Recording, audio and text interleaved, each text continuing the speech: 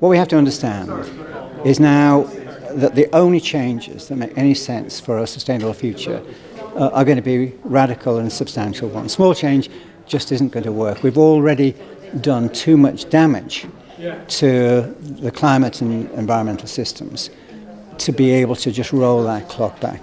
We've seen wild weather affecting the UK, we've seen it affecting Pakistan, we've seen forest fires in California, we see drought in Africa, we see a horrible drought and floods in China, and we see the war in Ukraine, which is imploding the supply of grain around the planet. So food supplies are going to be a critical issue just of keeping both societies coherent and families fed.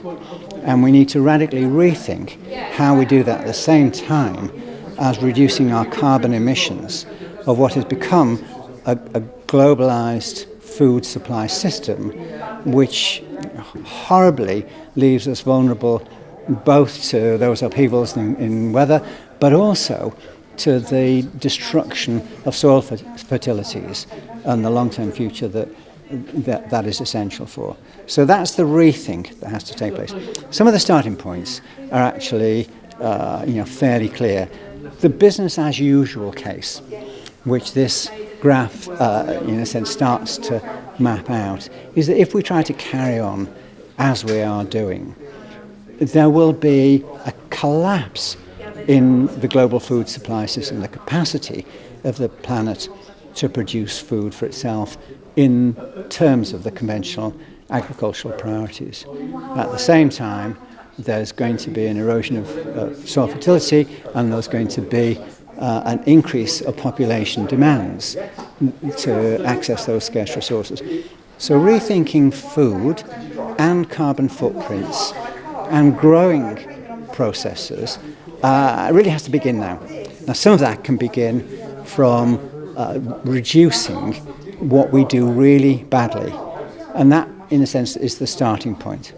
Because what we have, and it's a scary starting point, 1/3 of the food that the planet produces actually goes to waste. It's an area bigger than China.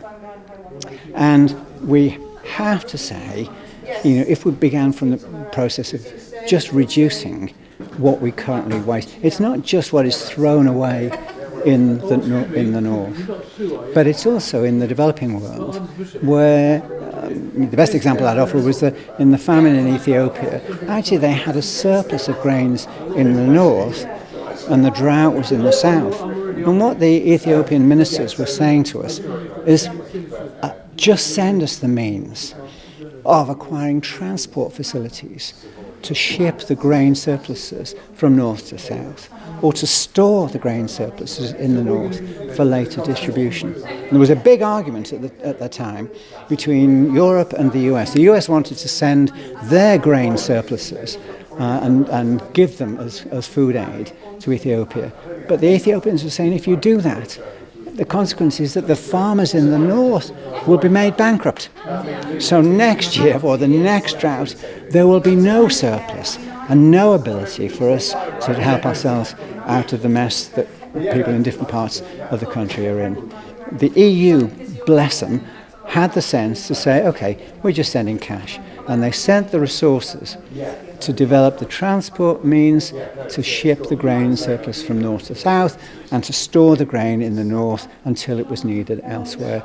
So some of the priorities about waste reducing actually begin with looking at the abilities of the poorest to make the most of retaining and sharing the resources that currently just are forced into becoming waste because they have no means of doing either of those two things. For ourselves in the industrial world, the most important part here is that we need to relocalize our thinking about food systems. For too many years, Britain has run with this crazy notion that we didn't need food reserves because there's plenty of food out there. That's what civil servants would tell me. We can just fly it in.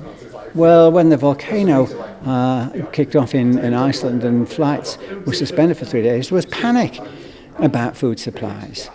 But then when you look at the carbon footprint of flying or shipping food in, it becomes a complete nightmare. And the real exciting processes now are to be found in areas like Liège, where they are developing this food land belt, where the aim is to support farm cooperatives that will supply 50% of the region's food need from within the region itself within the coming 5 years. We're also seeing massive growth in food production back within our towns and cities.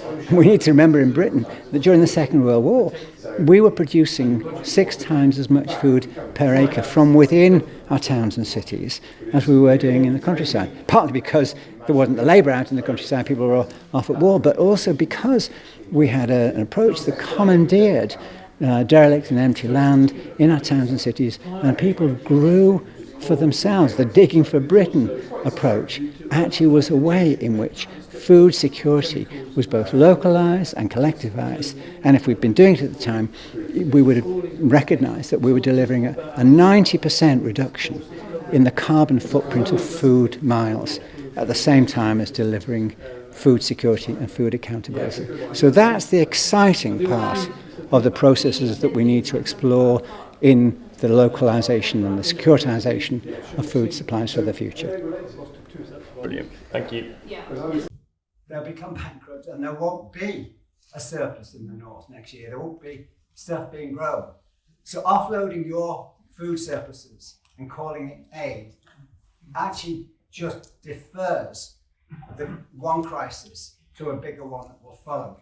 The EU, bless them, just responded to what the Ethiopians were asking, and that was to send cash. They sent the cash to provide the transport and the storage that allowed the Ethiopians to be part of delivering their own solutions. So it's not just, or even say about wealth transfers or grain or surpluses transfers from north to south. It's equipping areas around the planet who, for a diversity of reasons, find it difficult to sustain growth or to share surpluses around their own countries and regions. So we need to be smarter than we have been, and we need to listen to the solutions that are being offered to us and the requests that are coming to us for the nature of support. It isn't, the solutions are not about offloading our own surpluses, paying our own farmers for overproducing and pretending that that is getting other people out of a mess. We're also going to have to rethink diet. It's very easy for someone who hasn't eaten meat for 50 years to point to that top line and they say to those of you who are meat eaters, there's a big rethink. Actually, I don't come too far behind you. You know, my coffee instincts kick in, so I will have to restrain that as well.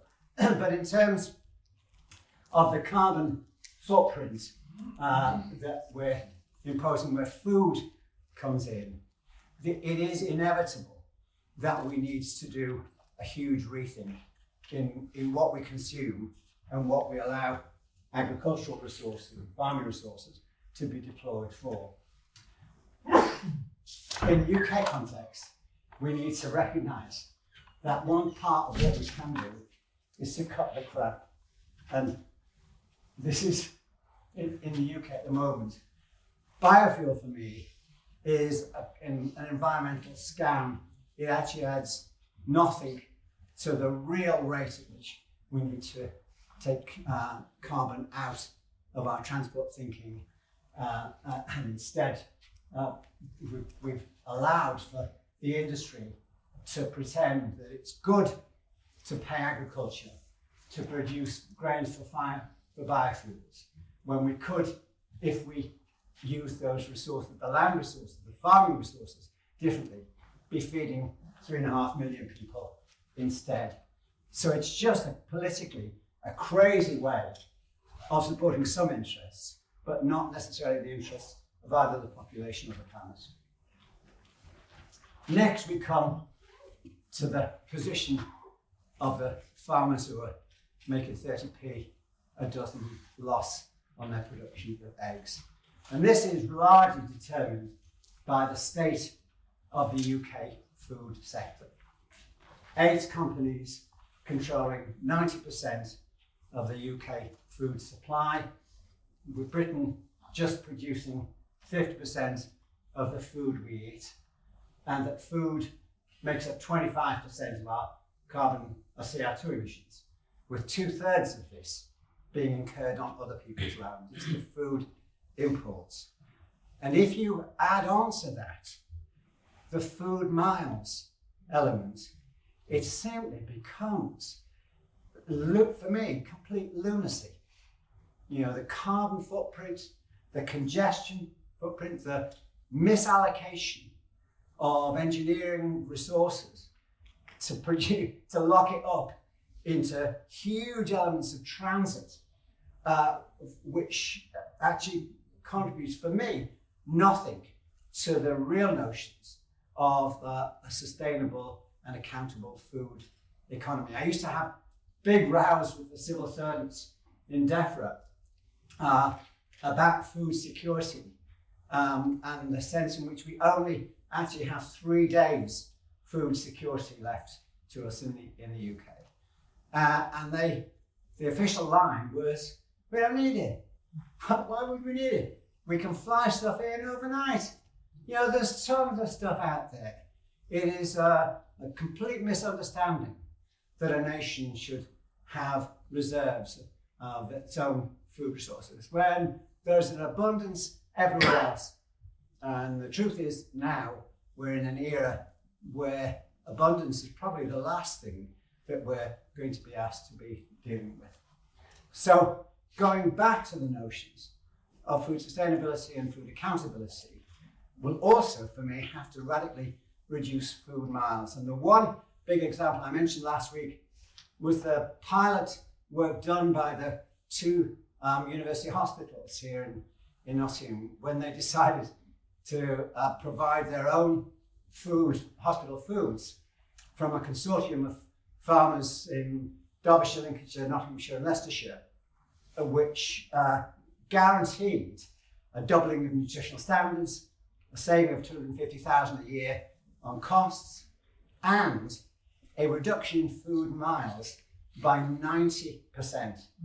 90%. That was all part of the package that they were able to deliver, because you had a change in the mentality of the people running the hospital catering system, and the board had the sense to follow and actually give that a run for its money.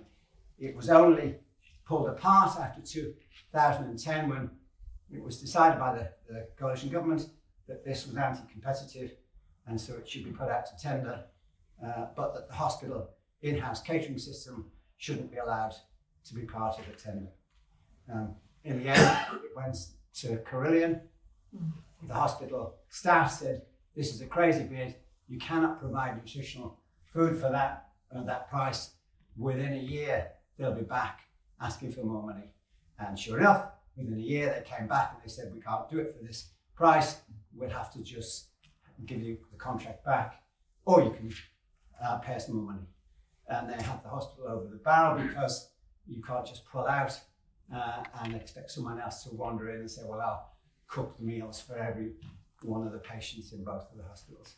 So it was a scam, a predictable scam, that threw away one of the best examples of how to feed people and relate to a more localised food system that we had in the UK. The fact that it won the Prince Charles Award for setting the nutritional standards for the country just meant that it was an irrelevance, because it didn't pass the food competition requirements of the new incoming government. So we're going to have to go back to that. And some of the best examples around at the moment aren't mythical, they're actually there in practice. In Liège, their regional authority has pulled together farmers, and they've supported the construction of a cooperative of farms and farming cooperatives themselves. And the remit that they've been given is to provide themselves with 50% of the region's foods from within the region within the coming 5 years. And all of that requires collaboration in the nature of what the region's food needs are and how they can be produced and how they can be supplied in a way that delivers security, not just for food consumers, but also for food producers. And it is strengthening the relationship between those who are the producers of food and those who are the consumers. So that is where we need to be, what we need to be drawing on, and I think replicating here. And it also means that when we think about how we grow, we just do smart and joined up thinking. There's lots of arguments about solar arrays on farmland, as though it's an either or. You know, what you've got there is a really good example in Amiens in France, where you've actually got the solar panels in the grain growing parts of the farm. And those constructions can actually be moved or not, but the grain can be produced. It doesn't have to be a solar farm, it simply can be used for grazing, which is one of the arguments. You can actually use it for grain production as well if you just use a bit of brain power and you do some joined up thinking about food and energy requirements that are both clean, renewable and sustainable. In the north and the south, where one of the great tragedies right now is the complete flooding of Pakistan on a scale which Pakistan hasn't seen, but it does experience on a regular basis. But so too that they experience that in Bangladesh. And I was just intrigued that what they've got now is a set of arrangements where they construct these floating crop beds, and they are intricately woven where it doesn't matter what level the water table rises to, so too do the crop beds. And you have farmers actually working the crop beds, and the nutrition from the soils within them also goes back in as nutrients into the water supply. And that's a way of avoiding the sense in which torrential downpours and floodings conventionally just wash away farm systems, whether they are in terms of livestock or whether they're in terms of soils and the crops that are being grown on them. So that there are really smart examples of how to live more adaptably with this roller coaster of weather conditions that we're going to have to get used to. So too does the notion of urban inventiveness. In Barcelona, they've got this rooftop gardens where they have people just effectively bringing allotments into the city on their own rooftops. Regather in Sheffield, who gave evidence to us in the Green New Deal hearings that we had last week. And they have a very small farm just outside Sheffield, on the outskirts of Sheffield. And then a system not only of food production on that farm, but also collaborating with other local farmers and connecting it into the food outlets and the delivery systems that they have within the Sheffield food communities. We've got some really good examples of that in and around Nottingham, where the notion of much more localised food distribution systems are in place, and they can and should become much more part of the everydayness of how we think our towns and cities are going to function in the future. Brighton Food Partnership is a really good example. They won the award last year for the Food Partnership of the Year, with a much more integrated approach to the connections between food consuming communities and the farming communities outside the Brighton area. And then there are smaller examples. In Copenhagen, the local authority has decided that as part of its tree planting process, they're actually planting fruit trees with the notion that communities can actually have access to fruit in season in the sort of public places where they're planting the trees. In Montreal, they've got examples where farmers are saying to people, okay, you can pay $100 and you buy a row of the vegetables on the farm, and you come and you do your stint in terms of the weeding and the sort of tending of your row of crops. You have your plaque and name on it, and you come, and when the crops are ready, then you have the crops, and people share them, they pull them around. But that's where you get people participating in the growing process. Bath had a different one, which had interesting ramifications. What they looked at was the thought that as a city they had a lot of older people with houses and that had gardens attached to them, and a lot of young people, a lot of students in apartments with no access to gardens, but maybe an interesting garden. And so they invited a sort of teaming up process.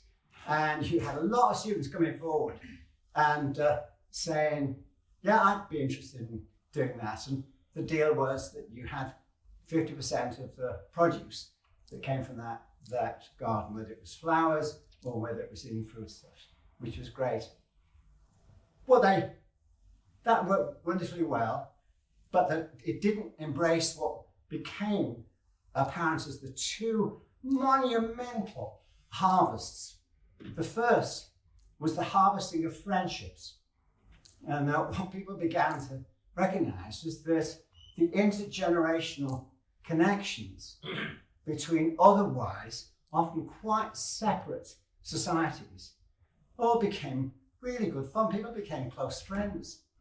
And those friendships extended into other forms of socializing. But the absolute cherry on the cake came a year later, and a community report by the police in the area. And they said, well, it took us a long time to understand this, but we're pleased to report a dramatic fall in neighbourhood crime on this estate. And we couldn't work out why, because we haven't been doing anything more in the way of policing. And then the penny only dropped when someone pointed out that it's all these bloody students. Because for burglars, it wasn't too bad if you just had an estate of older people, because it doesn't matter whether they're in or not, they ain't going to give you much of a fight, and they're not going to give you much of a chase and scare them out. But you start to get younger people in there doing the garden, well, and the burglars could come off second best. So it was just too much of a hassle, so they've all gone somewhere else. So the neighbourhood crime rate absolutely plummeted. No one had factored that in, but it was part of the bonuses that this sense of social solidarity that came out of the connectedness that began with how do we tend the green spaces that we have and the sharing the produce that we can derive from them. For me, the best example, though, is this thing in Montreal, which is where my wife comes from. And it's bloody cold in winter, like -30. This is serious cold. She scoffs at it was bloody cold. But they had people having food conversations saying, if you look at the food miles of our consumption patterns, they are horrendous. We've got to look at ways of doing things differently. Can we? And the couple who set up Lufa Farms, just their background was of a more European context of urban food production. But they said, well, why don't we take over the flat roofs of some of the factories in Montreal? And they did. And they put greenhouses on the top of the factories. They took the warm air out of the factories to provide warmth in the greenhouses, and they have the hydroponic food system that produces the crops in there for different vegetables. And they are currently producing 20,000 shopping trolleys of food for citizens in Montreal every week. I mean, this to me is astonishing. It is to take something that I say is bloody cold through the winter and yet be able to farm hydroponically enough to be able to produce that quantum of food for themselves. And the numbers of people now with an active involvement in the process of food producing and food distributing, as well as the food consuming on a local basis, actually gives an ownership of well-being which really restores the notion of our ability to look after ourselves, each other, and to do so nutritionally rather than in the sense of a food scarcity. And it's happening elsewhere. Paris, Berlin, Liège, and even Scunthorpe have got experiments going now in terms of vertical gardening in our towns and cities. And if they can do it there, then we can do it in Nottingham, we can do it in Bridgeford, we can do it in Beeston, we can do it in the towns around the county. The question is where and how do we draw on the expertise that I'm sure is available at a university level in the School of Agriculture at Sutton Bonington, and which can be shared with communities that actually want to be part of the same sort of solutions. And where that then comes to a totality is in the notion of how we share, because this is where we need to go global.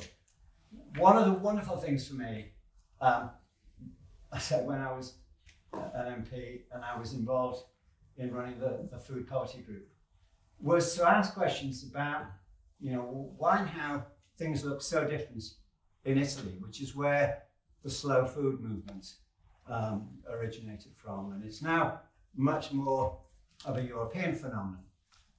But this guy Carlo Petrini set it up in Italy in 1986, and it was to challenge the notion that food could only be produced internationally and imported, and that the local was irrelevant to the new globalised world.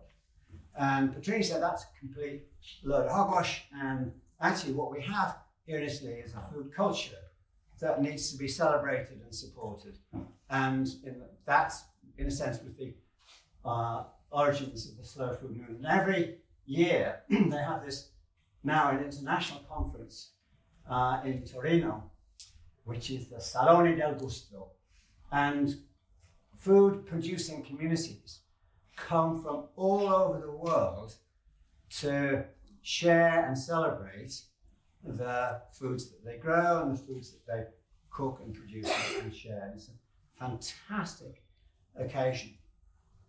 But what has struck me as I reflect on this now is that Salone del Gusto itself needs to move into a different space, because we're no longer talking about defending, protecting and preserving yesterday's food cultures, because yesterday's climate conditions are not going to be tomorrow's. And we will all have to come to terms with the notion that in reality we'll probably be the inheritors of someone else's climatic or weather conditions or seasonal conditions. And so what we have to share is the knowledge of how people who have faced that turbulence elsewhere how they have adapted their food systems to best deal with it. And that's the notion of the internationalization of sharing that we're going to have to enthusiastically embrace.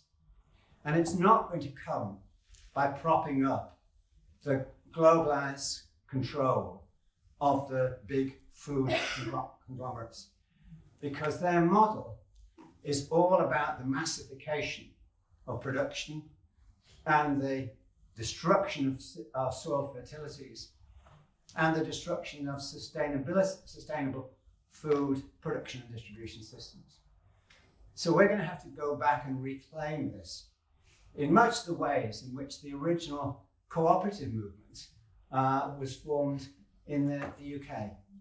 And it's to find ways of sharing locally and sharing nationally and sharing internationally the lessons that are going to allow us all to survive as best we can. So we need to harness imagination and vision and accountability in ways that some of us have only ever dreamt of having a remit to work within. But in practice, this is going to be the survival karish agenda that we're going to have to embrace if we want to avoid the apocalypse. Now, my conviction is that we can do it, because I look around this room, there are enough crazy people in here with wonderful minds and wild intellects to come up with the sort of ideas that can get us through this mess. And I hope that when we break into groups to do some working out on what ideas you have and how we can pull them, that the great thing that comes out of that will be an abundance of ideas for us all to harvest and share. So I look forward to the feedback session, and I hope you have plenty of ideas to throw into the working groups.